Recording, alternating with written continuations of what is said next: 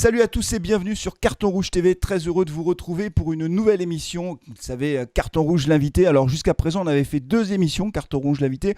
On avait invité MC Pampi dans un premier temps. Et puis après, on a eu le plaisir d'accueillir Bernard Lyons qui est venu nous parler de son livre sur Carton Rouge TV. Et aujourd'hui, on a un invité de marque. Je suis très très content de l'accueillir. C'est Patrick Guillou. Salut Patrick. Salut Flavien, salut à tous. Écoute Patrick, merci beaucoup d'avoir accepté l'invitation pour pouvoir parler bien sûr de l'AS Saint-Etienne. Je suis vraiment très heureux de te recevoir sur Carton Rouge TV. Ce que je te propose dans un premier temps, c'est je vais te présenter bien sûr, mais je crois que tout le monde te connaît, mais c'est pas grave. Je te présente quand même sur ton activité d'aujourd'hui. Puis évidemment, on parlera beaucoup de l'AS Saint-Etienne. Tu es aujourd'hui consultant sur beIN Sport pour la Bundesliga, la Ligue des Champions et puis également la Ligue 2. Tu fais également des chroniques dans Le Progrès. Des chroniques qui sont beaucoup lues et beaucoup partagées sur les réseaux sociaux. Tu as une super plume, honnêtement, je te le dis très sincèrement. Et donc, c'est toujours très percutant.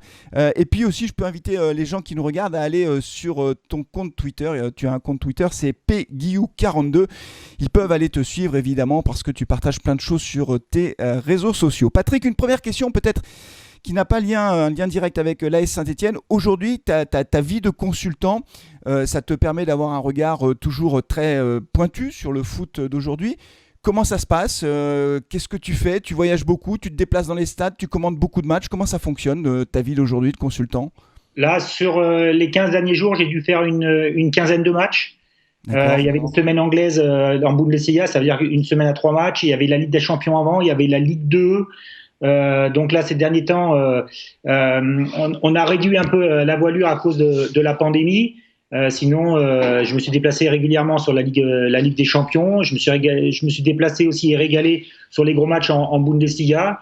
Et ensuite, il y a aussi des matchs qui sont commentés en cabine pour des raisons évidentes, non seulement par rapport à la logistique, mais aussi par rapport aux risques encourus dans certains pays.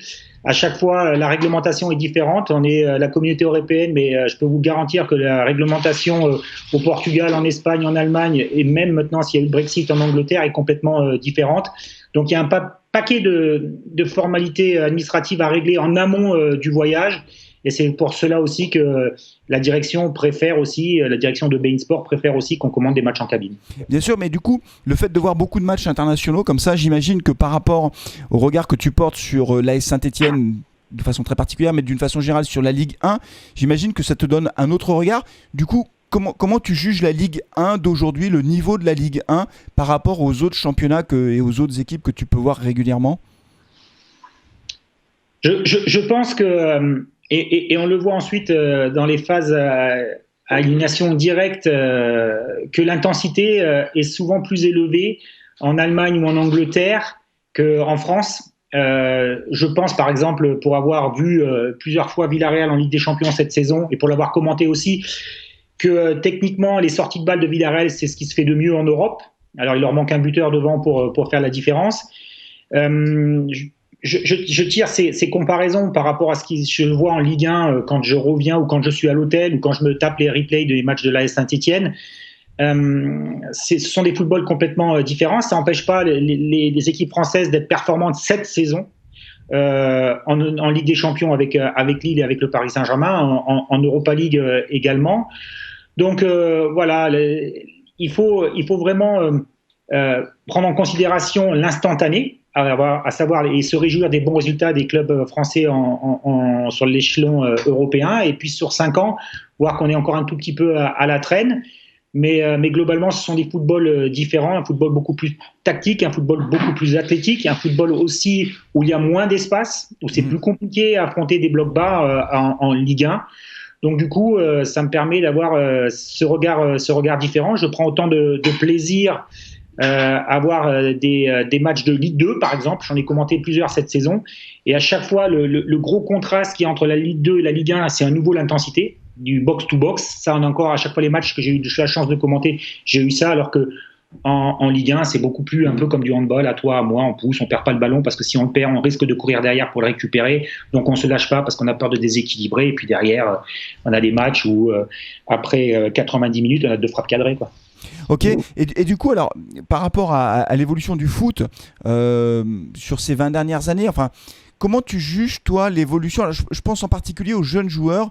Il y a évidemment beaucoup d'argent qui tourne autour du foot. C'est pas nouveau, mais je pense que ça s'est accéléré ces dernières années. Les jeunes joueurs aujourd'hui, est-ce que tu les trouves plus matures, moins matures? Est-ce que c'est plus difficile aujourd'hui pour un entraîneur, d'après toi, d'encadrer ces jeunes? On sait qu'il y a beaucoup d'ego dans le football, hein. Les joueurs professionnels sont très attachés à l'image qu'ils renvoient d'eux-mêmes. Ils regardent tout ce qui se passe sur les réseaux sociaux. Ils sont assez susceptibles d'ailleurs, d'une façon générale.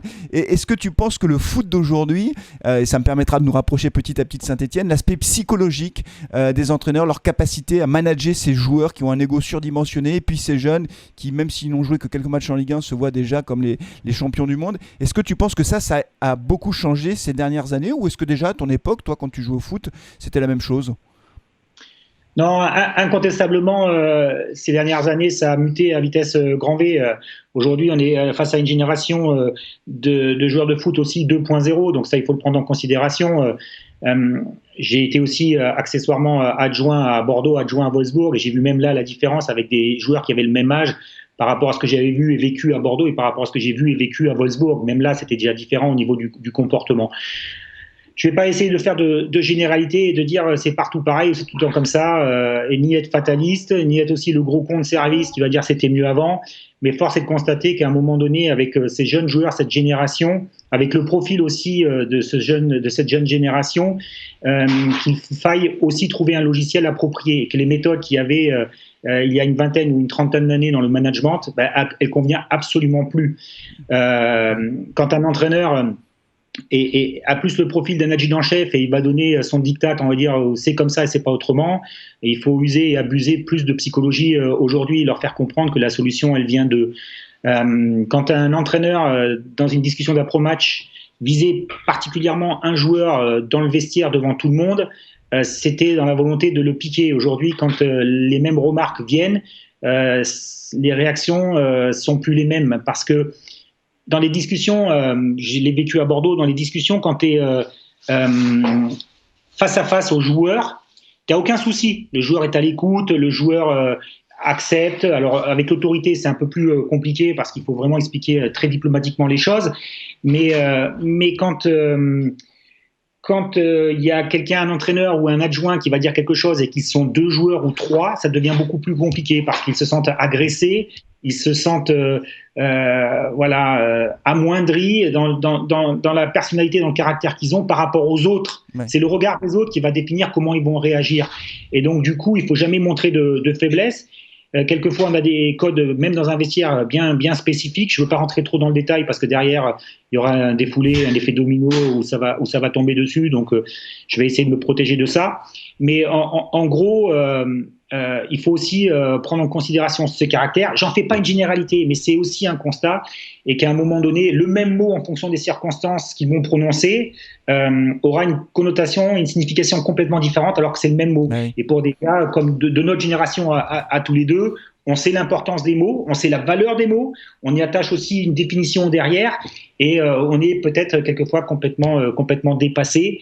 Parce qu'on se dit que quelquefois c'est stratosphérique dans les mots utilisés, dans le vocabulaire utilisé et dans la façon dont les phrases sont construites. Ce qui veut dire en fait, moi je le ressentais comme ça en fait, pour tout te dire, ce truc-là, c'est-à-dire qu'on voit bien que j'imagine un mot dans le vestiaire vis-à-vis d'un joueur, son ego est atteint, ça le blesse et donc du coup après ça crée des problèmes.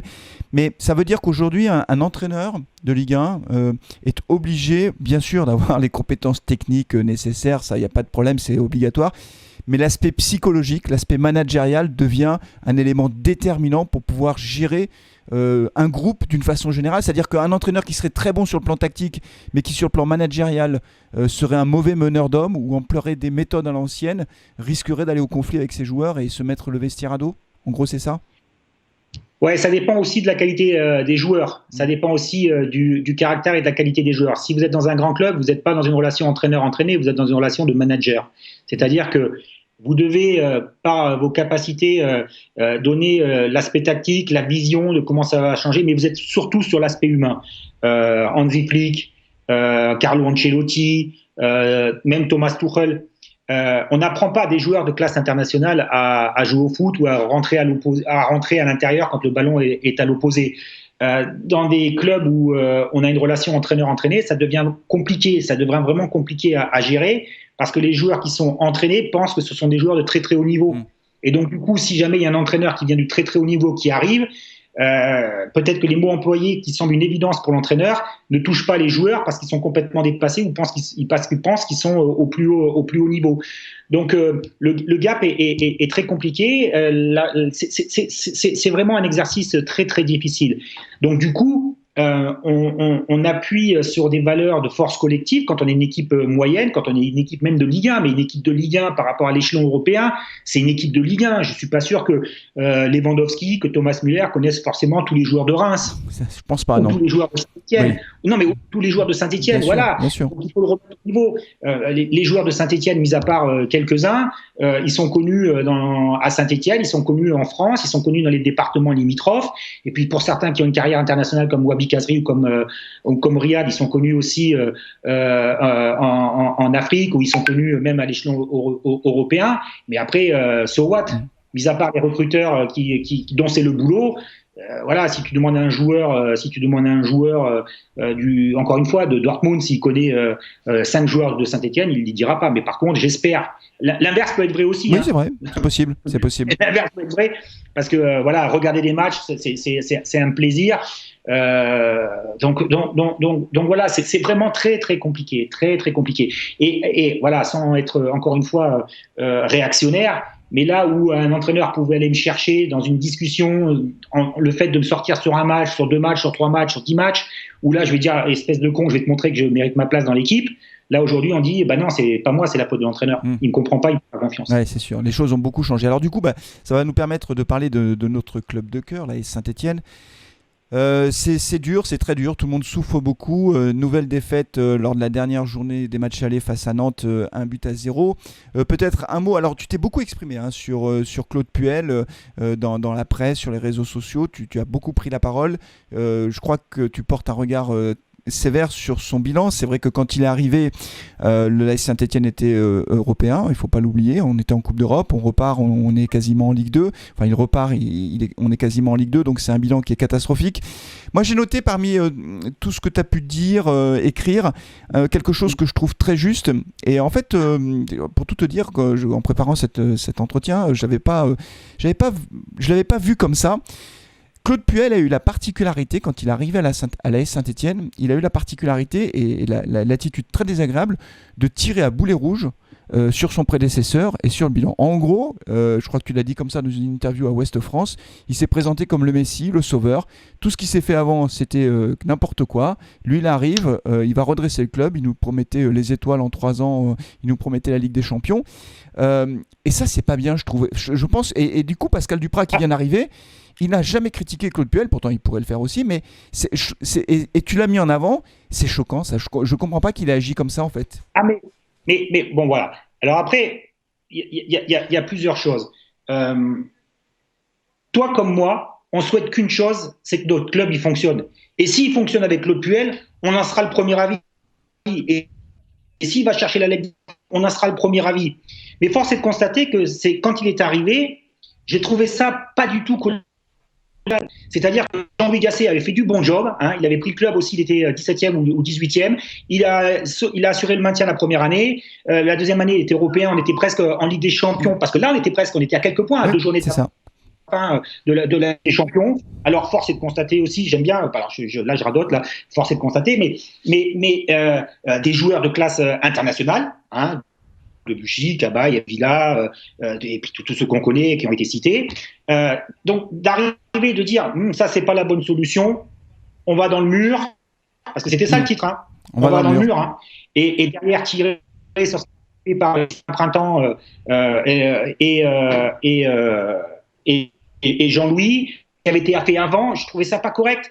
Et en fin de compte, ça tient la route, parce que j'ai beaucoup lu.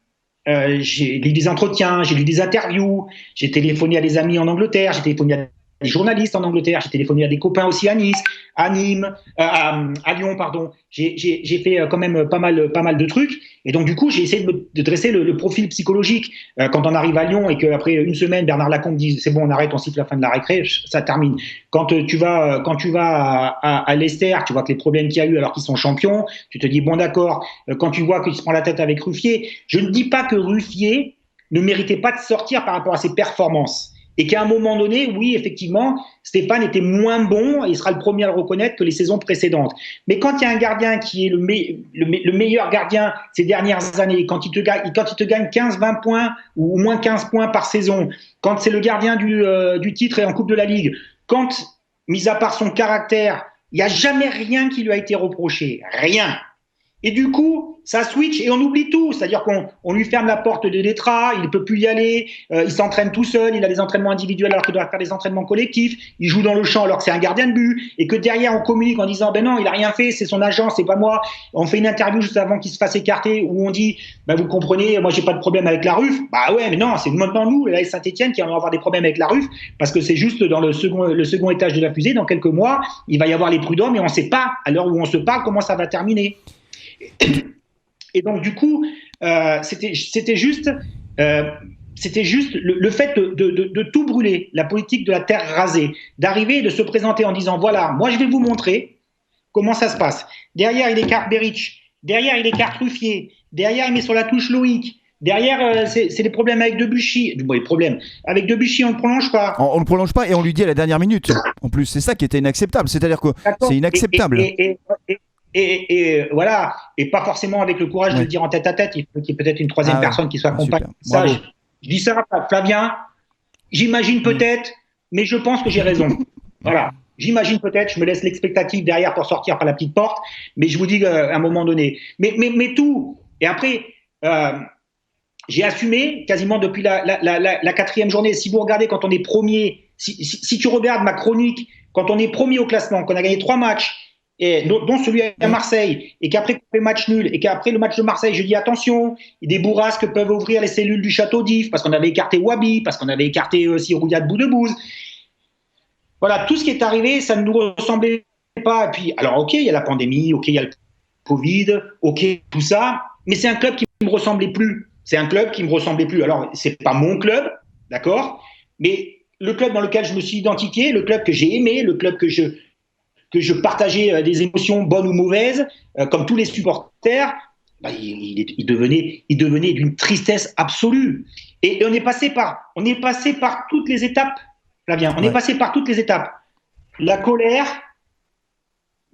la haine, peut-être, mais le pire de tout, c'est que quand il y a la haine et la colère, il y a encore des sentiments. Et dans les dernières semaines, il y avait du désintérêt. Et il n'y a pas pire que le désintérêt. C'est-à-dire que quelque chose qu'on aime, on le met de côté et on se dit, ouais, c'est pas grave. On s'intéresse même plus. D'ailleurs. Et là, je me suis dit, à un moment, c'est pas possible. Alors, effectivement, je m'en suis pris plein la musette.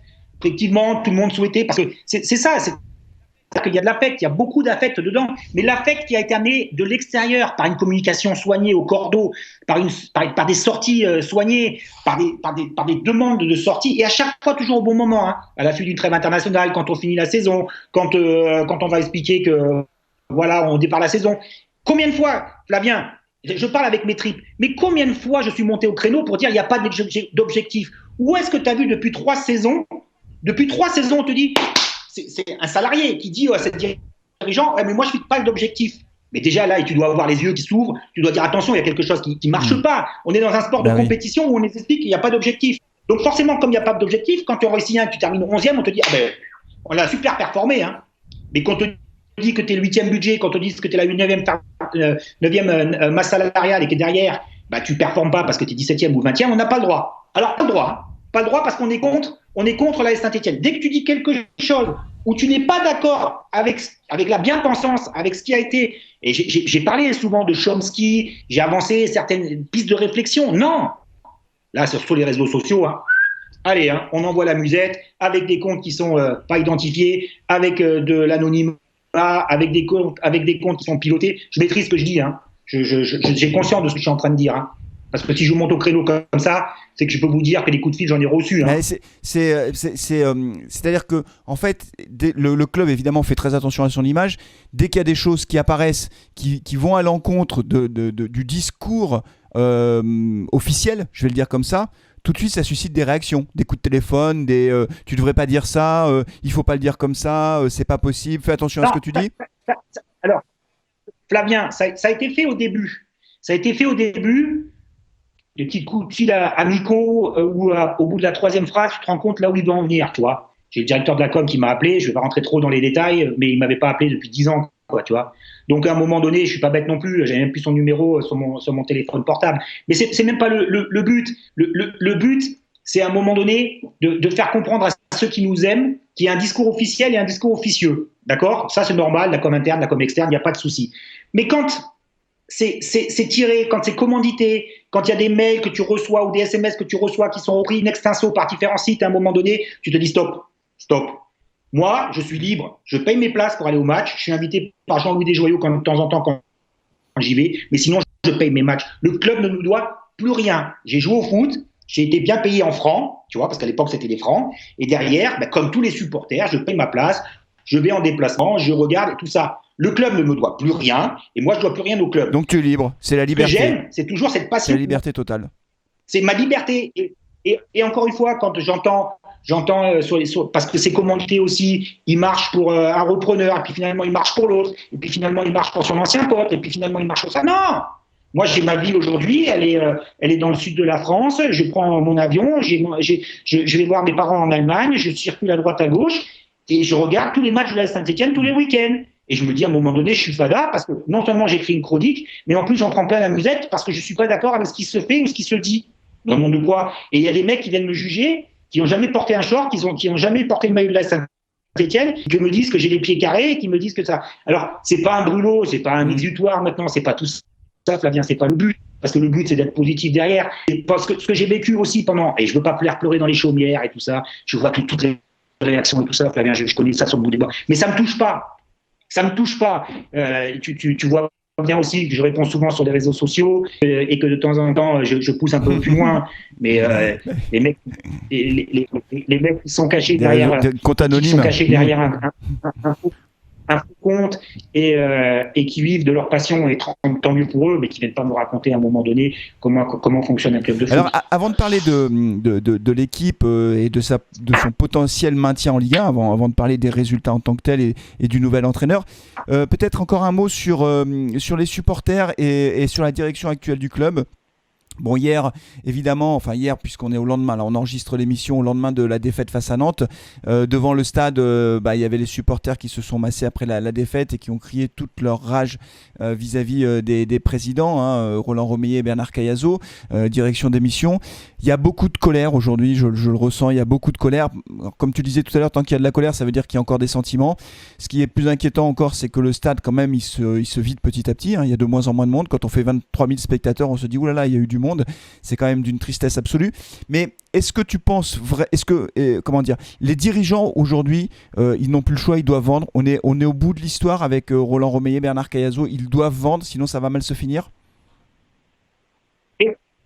Flavien, c'est toujours la même chose. Tu vois, c'est toujours la même chose. Pardon, je vais faire une Flavien. C'était même pas prévu, mais tu sais, je quitte l'antenne pour revenir ensuite. Tu sais, comme tu fais de temps en temps.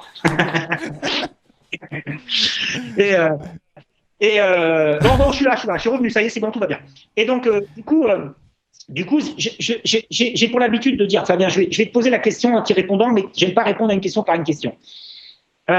Si je te demande à toi, qui a ta voiture, ta carte grise, le nom de la voiture est à ton nom sur la carte grise, de te dire comment tu dois te garer, comment tu dois conduire et que tu dois la vendre à tel prix, tu me dirais quoi? Je te dirais que c'est pas ton problème, en fait, ouais. Ils sont, qu'on le veuille ou non, ils sont actionnaires et propriétaires du club. Et ça, tu ne pourras rien changer. Tu peux te faire entendre, tu peux dire ce que tu as à dire parce qu'elles sont légitimes, parce qu'on le sait tous les bien. Nous, dans 30 ans ou dans 40 ans, si Dieu nous prête vie, on sera encore supporters de la Saint-Etienne. Et certains dirigeants seront que de passage, et certains entraîneurs seront que de passage, et certains joueurs seront que de passage. Mais quand tu as été supporter de Saint-Etienne depuis Minot et que tu seras encore supporter de Saint-Etienne dans 20 ou 30 ans, à un moment donné, tu te dis, bah tiens, tu as droit au chapitre parce que nous, on fait tous les voyages, nous, on fait tous les déplacements, nous, on se saigne, nous, on vient au stade pour aller voir juste des émotions, juste pour voir gagner notre équipe. Les banderoles hier, elles sont significatives. On chante pour nos couleurs. C'est-à-dire qu'on s'identifie même plus à certains joueurs ou à certains dirigeants ou à certains entraîneurs. On chante juste pour nos couleurs. Les bâches sont renversées. Les certaines absences, elles sont quand même impressionnantes. Ou de quitter le stade pendant un match. C'est des messages forts qui sont envoyés par les coachs. Et à un moment donné, il faut savoir les entendre. Et après, c'est comment vendre, dans quelles circonstances, qui, quoi, où. Par contre, Flavien, on a beaucoup voyagé. Hein. C'est sûr. On a fait le tour du monde. J'ai l'impression que sur la revente du club, c'est un peu Martine. C'est sûr. Martine en Russie, Martine au Cambodge. En Chine. Martine aux États-Unis, Martine dans les pays du Golfe, Martine en Haute-Loire, Martine à Paris, tu vois. Et à un moment donné, c'est l'image du club qui en pâtit. Quand je dis à un moment donné dans mes chroniques, on a une image désastreuse, mais qui va ouvrir à un moment donné les yeux et dire mais on fait fausse route. Ouais. Mais à un moment donné, on va revenir à l'essentiel. C'est quoi notre club ? On est un club populaire, on est un club local, on est un club certes le plus titré, mais compliqué, déjà rien que de survivre en Ligue 1, sportivement, hein, survivre. Hein. Et derrière, à un moment donné, reviens à la base, reviens à des choses élémentaires. Mais Prends-toi un gars, deux gars du cru, ils pourront pas faire plus mal, hein, les 20e. Ça, c'est sûr. Dans l'entourage, et tu te dis, voilà, on s'identifie avec un Ponsard, on s'identifie avec un Fayol, on s'identifie avec un mec qui a le club en lui, et qu'à un moment donné, il y a certains supporters qui reviendront pour voir le gars de la Haute-Loire, pour voir le gars peut-être de l'Ardèche, ou pour voir le gars de Rouen jouer dans l'équipe première, quoi. Est-ce que tu penses, et ce sera ma dernière question sur les dirigeants actuels, et on passera du coup à l'équipe et à Pascal Duprat, mais est-ce que tu penses, toi, que le club va être vendu ? Parce qu'en fait, au bout du compte, depuis la lettre, c'était une lettre ouverte d'ailleurs des présidents, des coprésidents au mois d'avril, je crois, de mémoire, en disant on va vendre le club, KPMG, c'est très sérieux, vous allez voir ce que vous allez voir. On a vu à chaque fois que les deadlines qui étaient annoncés n'ont jamais été respectés. En fait, comme tu le disais, Martine en Chine, enfin au Cambodge, machin, on est même allé en Suisse à un moment donné. Est-ce que toi tu penses que le club va être vendu ou au contraire ça va être tenir coûte que coûte, puisque là aujourd'hui la valeur du club forcément elle fond au fur et à mesure que nos chances de maintien en Ligue 1 fondent. Voilà ton prono, est-ce que ce sera vendu d'ici la fin de saison ou pas ?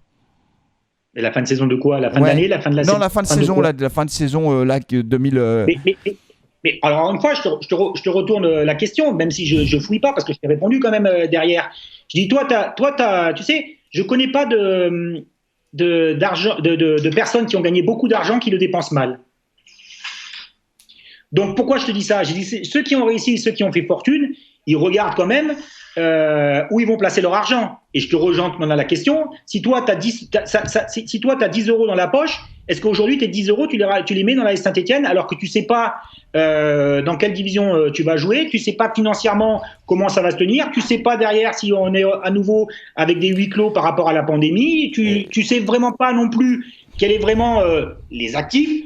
Parce que là, on en a oui, ça c'est sûr que c'est une nuée de filiales, de machin. Apparemment, c'est très complexe. Je vais te dire, moi, si j'avais gagné à Euromillion, là, il y en a un qui a gagné 117 millions, je crois que j'aurais fait une offre tellement je suis con. J'aurais fait une offre pour acheter la S Saint-Etienne. Mais ma femme n'aurait pas été d'accord d'ailleurs, peut-être. Tu sais pas ce que tu as aussi comme joueur. Tu as une multitude de joueurs qui sont en fin de contrat, et ça va coûter beaucoup. Très cher. Ça va coûter beaucoup dans la deuxième partie de saison. Quand tu vas avoir autant de joueurs en fin de contrat qui vont devoir se bouger pour sauver ton club, mais que derrière, ils te disent, putain, mais si je me blesse parce que j'ai signé ailleurs à tout ça.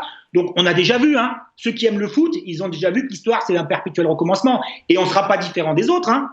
Si on n'est pas attentif sur le groupe que tu vas mettre en place pour la deuxième partie de saison, tout ce que je suis en train de te décrire, c'est exactement ce qui va se passer. Et la même chose, quand tu as un entraîneur qui est en fin de contrat, comme l'était Monsieur Puel, tu te dis, à un moment donné, les joueurs, ils vont lâcher en mars parce qu'ils n'en peuvent plus, hein. Ils n'en peuvent plus, hein, si jamais il avait continué. Là, c'est avec Monsieur Duprat, pardon, et c'est pas volontaire, avec Monsieur Duprat, et tu te dis, il est là pour une mission de 6 mois, et si jamais ça tourne à l'envers, voilà, moi je veux pas être l'oiseau de mauvais augure parce que j'aime profondément mon club, mais le 27 février ou le 28 en fonction de la programmation, après le match contre le Paris Saint-Germain, on aura peut-être une interview tous les deux, on n'aura que nos yeux pour pleurer et des mouchoirs en train de s'enlever la goutte du nez. Hein.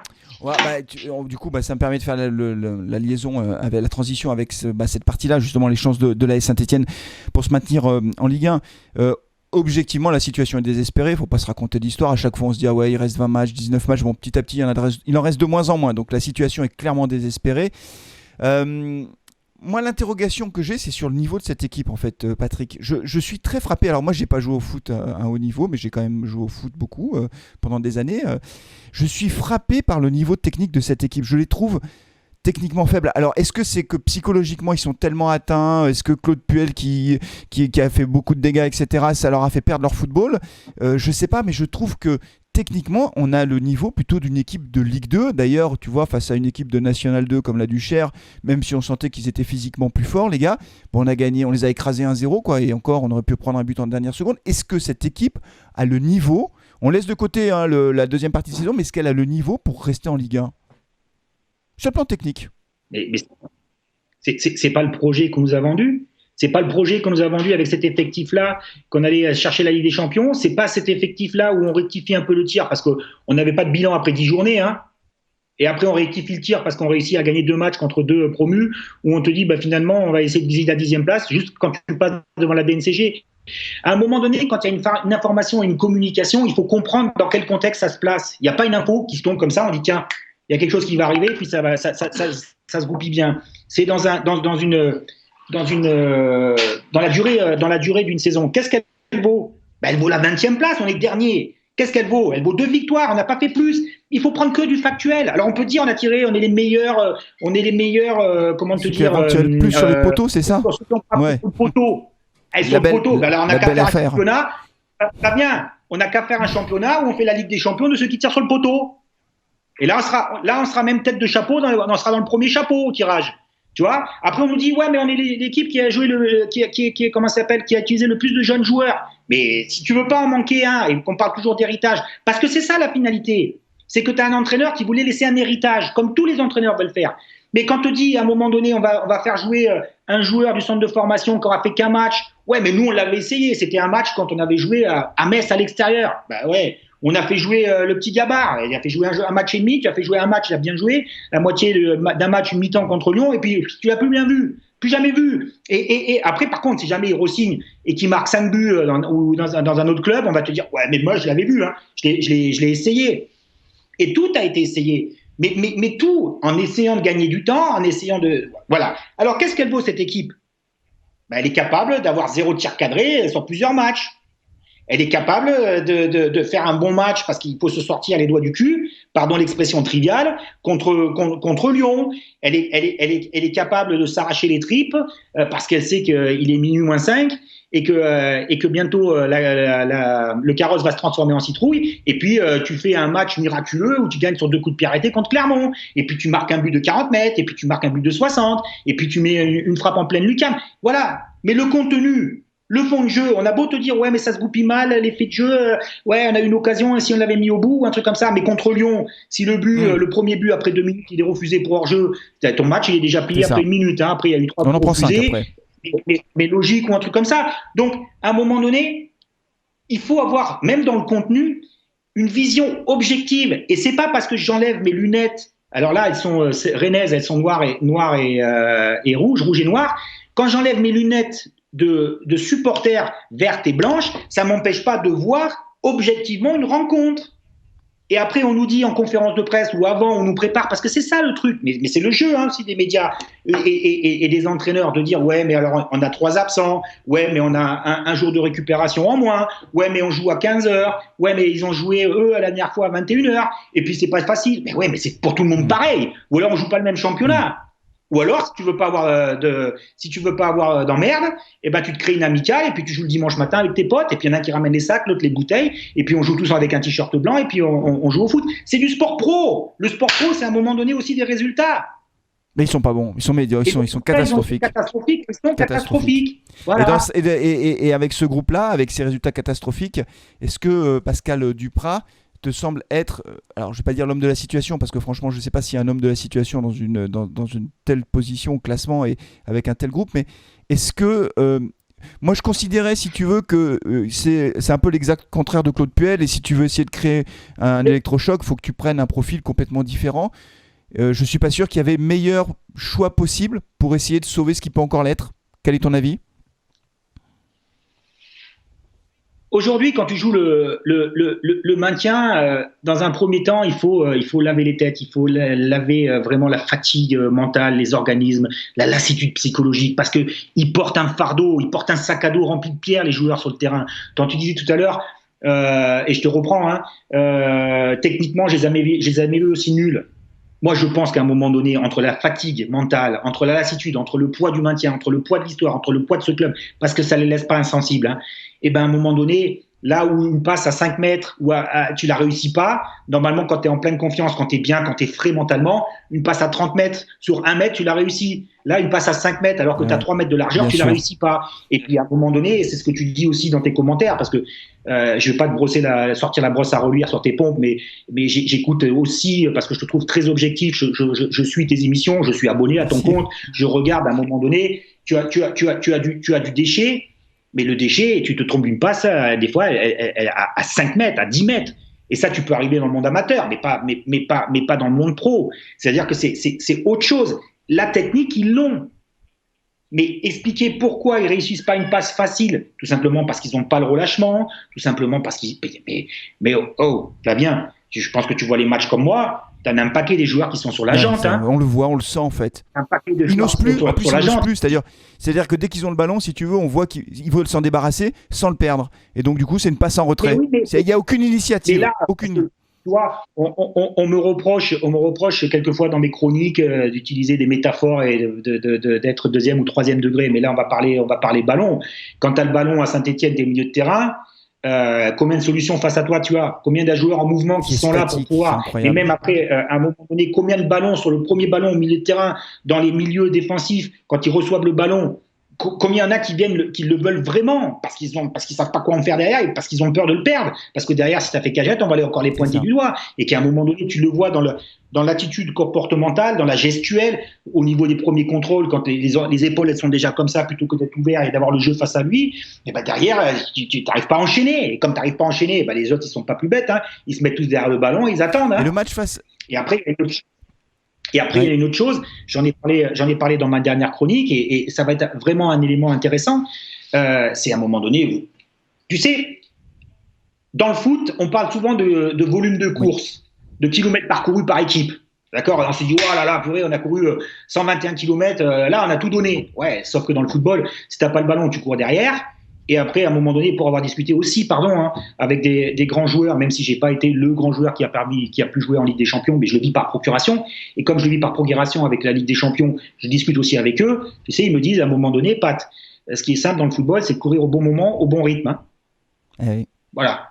Ça, c'est frappant. Donc, à un moment donné, quand tu regardes et que tu analyses les données statistiques, on va te dire, mais comment ça se fait, Guillaume, il a toutes les données statistiques? Je les ai. Et quand tu regardes le nombre de sprints, quand tu regardes le nombre de courses à très très haute intensité, et que tu te rends compte qu'à un moment donné, bah, tu es en déficit par rapport aux équipes, mais tu n'es pas par rapport aux équipes qui jouent dans ton championnat. Hein.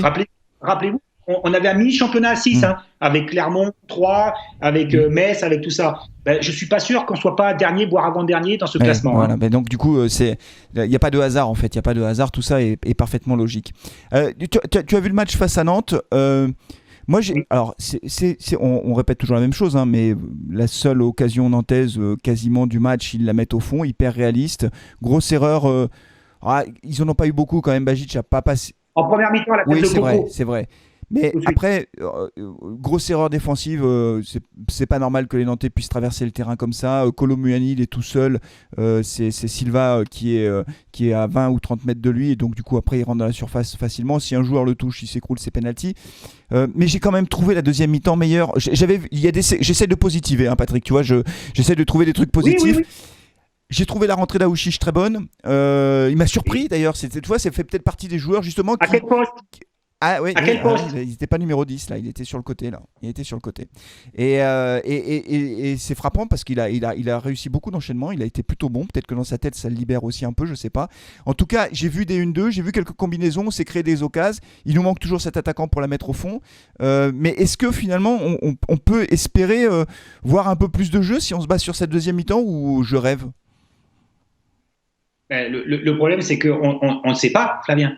On ne sait pas parce que ni toi ni moi, on a une boule de cristal. Je vais te dire pourquoi. Si on reste positif et on reste sur cette deuxième mi-temps, on va se dire, ouais, c'est une bonne dynamique qui va être créée. Sauf qu'entre-temps, il va y avoir la trêve internationale, d'accord, la trêve hivernale, pardon. Il va y avoir la trêve hivernale, d'accord. La CAN. Ensuite, la CAN. D'accord, Flavien? Donc, il te manque 4, 5, 6 joueurs, on verra le capitaine, bien. Tu vas avoir le capitaine. Ouais, mais tu vas avoir quand même des joueurs qui vont arriver, qui sont déjà là. Gnagnan et Bakary Sako. Donc, on ne sait pas. On ne sait même pas à quel niveau ils vont être.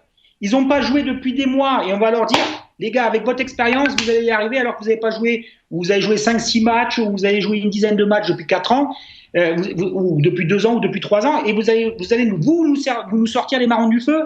On a vu la difficulté qu'il y a eu dans un passé récent avec Red Sauce, avec Modeste, avec Cissé. Le seul qui a répondu, c'est Cissé. Et Modeste qui marque but sur but maintenant en Allemagne. T'es bien placé pour le savoir. Mais je le vois. Je comprends pas pourquoi. Je comprends pas pourquoi chez nous il n'en mettait pas un pied devant l'autre et qui marque. C'est parce que c'est très compliqué de jouer numéro 9 à Saint-Etienne. C'est ça. Mais parce que si tu dois jouer avec numéro Modeste, c'est l'équipe qui centre le plus, Cologne. Ils centrent plus que le Bayern, ils centrent plus que Dortmund. C'est l'équipe qui a un jeu sur les côtés. Si tu prends un jeu que tu n'as pas de jeu sur les côtés, que tu pas les ballons dans la boîte, Modeste, tu le laisses à la maison. N'importe qui devant, ou alors tu le prends comme point de fixation, tu le mets derrière. Ça se saurait si c'était toujours le joueur qui courait à droite à gauche, que ce soit Offenheim, que ce soit Bastia ou que ce soit à Cologne avant qu'il parte en Chine. Voilà. On n'aime pas ces joueurs à Saint-Etienne depuis des années. On n'aime pas ces neufs là. Je comprends pas pourquoi. C'est pour ça qu'on a fait partir Beric aussi. Je comprends pas. Mais parce que si tu décides d'avoir ce type de numéro 9, il faut qu'autour de lui, tu construises le jeu pour que tu aies des doublements, pour que tu aies un jeu dans les côtés, pour que tu fixes d'un côté et que tu joues le ballon à l'opposé pour avoir des zones de déséquilibre. Et puis, il faut aussi accessoirement que tu aies des joueurs forts sur les côtés dans les 1 contre 1. Oui. Mais ça, on n'a pas. Mais là, on parle de ballon. On ne parle pas de poésie, on ne parle pas de mes chroniques, on parle de ballon. Et si vous voulez qu'on parle de ballon, on parle de ballon. Oui. Et donc, à un moment donné, on voit, là, on ne sait pas ce qui se passe, toi ni moi, on ne sait pas ce qui se passe avec Ramirez, on ne sait pas à quel niveau il a. Sait pas ça. On a des échos qui te disent qu'il n'est pas forcément le joueur qu'on attendait pour sortir de la situation, mais avec un attaquant, si jamais il te marque 2 buts, après il peut aller sur un élan et te faire la différence. Mais on ne sait pas. Tu sais, Ramirez, on ne sait pas quel est son niveau. Une interview inversée. Quelle garantie tu me donnes, toi? T'as pas de garantie sur les gardiens, t'as pas les garanties sur la charnière centrale, t'as pas de garantie s'il va jouer 2-6. T'as Wabi, t'as Riyad quand il est dans un bon jour, et après, so what? Vas-y, dis-moi. Personne, mais il n'y a personne.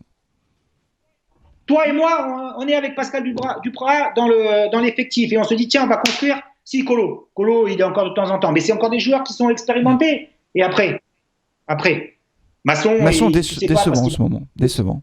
Mais oui, mais c'est normal, il revient d'une blessure au ligament croisé. Donc quand il revient, il sort sur un dynamique positif, et après à un moment donné, quand les terrains sont un peu plus gras, quand il faut plus froid, quand ça glisse, le mec qui se protège, mais c'est normal. Il n'y a que ceux qui n'ont pas joué au foot qui ne comprennent pas ça. Et qu'à un moment donné, dans l'entrejeu, tu te dis, après tu ressors Youssouf, tu rentres, tu le mets. On l'a vu bon. Oui, toi et moi, on l'a déjà vu bon. Il a un potentiel, il a un bon potentiel. Bon, mais on l'a déjà vu bon. Et qu'à un moment donné, si ça pioche, il y a autre chose. Il faut chercher le pourquoi de tous ces joueurs, ils sont comme ça. Et tu vas pas me dire que cet effectif-là, qui est construit, il n'est pas plus fort que Clermont ou Troyes. Mais Clermont et Troyes, ils ont mieux joué au foot que nous depuis le début de saison. On va avoir du coup, Patrick, en fait, je reviens à ce que tu disais tout à l'heure, c'est janvier, février où tout va se cristalliser, c'est-à-dire que soit on est capable d'engranger des points rapidement et on se rapproche de ceux qui sont devant nous, soit effectivement les joueurs à un moment donné, tous ceux qui sont en fin de contrat, hein, je rappelle qu'il y a Bouanga, il y a Kazri, il y a Kolo, il y a Trauco, il y a Moukoudi aussi, tous ces mecs-là, ils partiront de toute façon pour 0 €. En plus, c'est-à-dire que le patrimoine du club s'est appauvri, contrairement à ce qu'a raconté Claude Puel pendant des mois. Mais à un moment donné, effectivement, ils vont être plus préoccupés par leur avenir signé ailleurs que par le maintien du club. Si on n'arrive pas à se redresser en janvier et février, c'est mort en fait. C'est clairement mort. Et c'est pour ça que sur un tweet, j'ai dit rendez-vous le 27 février, après le match contre le Paris Saint-Germain, parce que là, on saura, si on a une chance de se maintenir, ou on sera définitivement. Aujourd'hui, à la mi-saison, les faits sont quoi? On est à 4 points derrière, avec un goal average qui est moins performant que celui des autres, qu'on vient de perdre 5 fois d'affilée, qu'on a des séries qu'on n'a jamais eues au club, et que, comme par un coup de baguette magique, cette spirale négative depuis 2 ans, 2 ans et demi, 3 ans, on va voir la lumière au bout du tunnel. Ça ne peut être que possible si tu fais venir des jeunes, des joueurs, pas des jeunes, mais tu fais venir des joueurs qui ne sont pas touchés psychologiquement. Il faut rapporter du sang neuf, c'est exactement ça. Une énergie, des joueurs de caractère. Mais après, Flavien, on en revient au même. Ces joueurs-là, ils sont difficiles à trouver. Parce que qu'est-ce que tu vas chercher un joueur qui flambe dans un autre club, qui est en pleine énergie dans un autre club, qui va venir à Saint-Étienne? Mais il serait fada. Donc, c'est forcément un joueur ou des joueurs qui sont en situation d'échec. Donc, quand je dis dans mes chroniques ou quand je dis dans mes interviews qu'on est en pleine partie de gambling où on jette la pièce en l'air et on espère qu'elle tombe du bon côté, et voilà où on en est. On espère qu'elle va... Après, on peut parler plein de choses. On peut parler du rachat, on peut parler de l'effectif, on peut parler des problèmes techniques. Quand je dis à un moment donné, il faut se poser les bonnes questions, elles sont là. La seule chose qui va nous sortir de cette merde, c'est le sportif. C'est uniquement le sportif. Tout le reste, c'est de la littérature. Merci Patrick. Alors, on va finir cette interview avec 2 questions. Une première question qui concerne ta carrière de joueur professionnel. Moi, quel est ton meilleur souvenir en tant que joueur professionnel? Voilà, quel est le meilleur souvenir de joueur que tu aies eu dans ta carrière? Sincèrement, j'ai connu 3 montées en Ligue 1, celle de Rennes, celle de Sochaux, celle de Saint-Étienne, c'est celle dont on est le plus fier, je pense. Parce que quand une vingtaine d'années après, tu as toujours un groupe WhatsApp avec tous les joueurs, quand tu as ton coach Robert Nouzaret qui fait un AVC et que tu as spontanément 40 ou 50 joueurs qui sont sur le groupe WhatsApp et qui échangent encore aujourd'hui, je pense que la réussite, elle est là. C'est ça le meilleur souvenir. C'est pas bien sûr la montée, bien sûr d'être au Stade de France, bien sûr de partager avec le public stéphanois à l'hôtel de ville, mais il y a une réussite sportive et encore les 2 en D1. Mais la plus grosse réussite, c'est la réussite humaine. C'est qu'on est encore là. C'est-à-dire que s'il y a un gars a un problème de nous, Adrien Ponsard qui a des problèmes de santé, tout le monde est là. Quand il y en a un d'entre nous qui a une nomination intéressante comme Alassane Ndour, tout le monde est là. Comme Fabien Boudarène qui est entraîneur maintenant dans le Doubs, il est dans la difficulté où il a des résultats sportifs. On est tous là. Et c'est ça la plus grande fierté. Tout à l'heure, avant qu'on décroche, il y a Robert Nouzaret qui a envoyé sur le groupe WhatsApp joyeux Noël à tous mes amis verts. C'est ça le plus beau souvenir. C'est sympa ça, je trouve. Et quand au mois de septembre dernier on se retrouve, là c'est comme si on s'était quitté la veille. Aujourd'hui, si tu vois des amitiés fortes qui se sont créées avec Jérémy, avec d'autres, les échanges qu'il y a, les chambrages qu'il y a sur les réseaux sociaux, mais parce qu'on parle le même langage. Qu'est-ce que tu veux avoir comme meilleur souvenir que celui-là? Et c'était la montée en 99. Alors je donne juste parce que sur Carton Rouge TV, il y en a beaucoup qui sont très jeunes et qui n'ont pas connu cette époque-là en tant que supporter de la SS. Le dernier match en 99, le 1er mai 99, vous receviez l'équipe de la Saint-Étienne, l'AC Ajaccio à domicile. Il y avait 35 000 personnes, c'était le chaudron bouillant.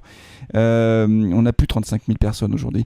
Et à l'époque, l'équipe qui a été alignée dès le départ, avec évidemment comme entraîneur Robert Nouzaret, il y avait Jérémy Janot, Guillou, Métomo, Lucien Métomo, Leclerc, Potillon. Lucien Métomo qui a pris des fonctions. Je vais te dire. Bon, Jérémy, entraîneur adjoint à Valenciennes. Moi qui suis consultant à BIL. Lulu qui a pris des fonctions au Cameroun. Il y avait Leclerc, Lionel. Gilles, qui est viticulteur et qui a ses propres vignes et qui fait son propre vin, la cuvée verte. Ça se demande pas, Fabien. Ça se commande. Lionel Potillon. La Popol qui travaille à Clermont. Fichot, Julien Sablé. Qui était adjoint de Rudy Garcia pendant de nombreuses années, à la Roma, à Lyon, à Lille. Julien Sablé qui est adjoint à la Kader Ferraoui. Kader qui est sur la région Montpellier-Rennes, qui a eu des problèmes aussi cardiaques et qui est revenu et tout le groupe l'a rappelé, pareil. Il y avait Sarr également qui était milieu de terrain. Pape qui est revenu dans la région lyonnaise. Patrick Rebel. Qui est à Ouyoul. Et Ndiaye qui était aussi à l'attaque, à la pointe de l'attaque. Samba Ndiaye qui est dans la région Montpellier-Rennes. Et puis avec de cette génération-là, il y avait Nestor Subiat qui est maintenant à nouveau à Maison-la-Romaine, qui a une boîte d'événementiel. Il y a Marc Zanotti qui jouait, qui est entraîneur chez les jeunes à Toulon. Mais je peux te dire tous, hein, Fabien. Romarin Boulong, il est gestionnaire de patrimoine et responsable des grands comptes à son compte maintenant. Tu peux m'en demander n'importe quel. Jackie Dervin est dans le Sud. Jérôme Alonso est consultant à l'équipe TV. Voilà, je te dis tous, on échange encore aujourd'hui. C'est très sympa, c'est le côté humain qui est sympa. Et ça, c'est grâce à la Saint-Etienne aussi. Sûr. Et grâce aux dirigeants qui ont su trouver des gars qui... Alors, on n'était pas les meilleurs amis du monde, hein, mais on avait un truc, c'était de remonter avec la Ligue 1, en Ligue 1 avec la Saint-Etienne. C'est un super souvenir. Et pour terminer, Patrick, dans Carton Rouge, il y a une tradition. On demande aux gens qui participent à l'émission soit de mettre un carton rouge pour quelque chose qui t'agace particulièrement, ou un carton vert pour un coup de cœur récent. Alors ça peut être sur la Saint-Etienne ou sur autre chose, sur le foot en général. Si tu en as, je te prends un peu à froid puisque je t'ai pas prévenu. Hein. On n'a rien préparé ensemble. Donc si tu n'as pas de carton rouge ou de carton vert, c'est pas grave, Patrick. Hein. Si, un carton rouge. Est-ce que je vais inaugurer un nouveau truc. Je vais mettre à la fois un carton rouge et un carton vert dans la même situation. C'est un match de 3e division en Allemagne entre le MSV Duisbourg et Osnabrück. Les supporters de Duisbourg, ou un pseudo-supporter, un abruti fini, insulte avec des propos racistes un joueur du VfL Osnabrück. Le joueur du VfL Osnabrück pointe du doigt, montre la personne. Et donc là, carton rouge. Carton rouge contre le racisme, carton rouge contre tout ça. Carton vert également, la réaction des joueurs, des spectateurs de Duisbourg, qui pointent du doigt le gars parce qu'ils ont entendu, ils n'ont pas fait les sourds, et qui permettent au service de sécurité de le sortir. Carton vert aussi aux joueurs qui acceptent, qui spontanément accompagnent les joueurs de Osnabrück, les joueurs de Duisbourg, et disent on joue plus le match, on arrête. Donc on envoie un signe fort. Et carton vert aussi aux dirigeants de Duisbourg qui disent ben voilà, nos joueurs ont refusé de reprendre le match, ou même ceux d'Osnabrück. Peu importe si on perd le match, peu importe si on perd les 3 points. L'essentiel est ailleurs que le résultat du match. L'essentiel, c'est un super message. Et donc, c'est un super message. Sur cette situation-là, je pense que encore une fois, on doit montrer les. Absolument. Bah écoute, merci pour ce carton rouge qui se transforme en carton vert après, Patrick. Vraiment, merci beaucoup. C'était très intéressant. Tu parles avec ton cœur et toute ton expérience d'ancien joueur professionnel et ton expérience maintenant de consultant pour beIN Sport. J'espère que les spectateurs de Carton Rouge TV auront pris autant de plaisir que moi à écouter cette interview que moi j'ai eu à la faire. Vraiment, merci beaucoup, Patrick. Et on continuera évidemment à te suivre et à te lire. Je recommande à tous ceux qui n'ont pas encore lu une chronique de Patrick Guillou, il faut la lire de toute urgence, il faut les lire dans le progrès. Merci Patrick, et puis prends soin de toi, et puis comme je le dis toujours, prends soin de toi, de tes proches, et puis allez les verts, merci. À bientôt. Ciao. Ciao, ciao.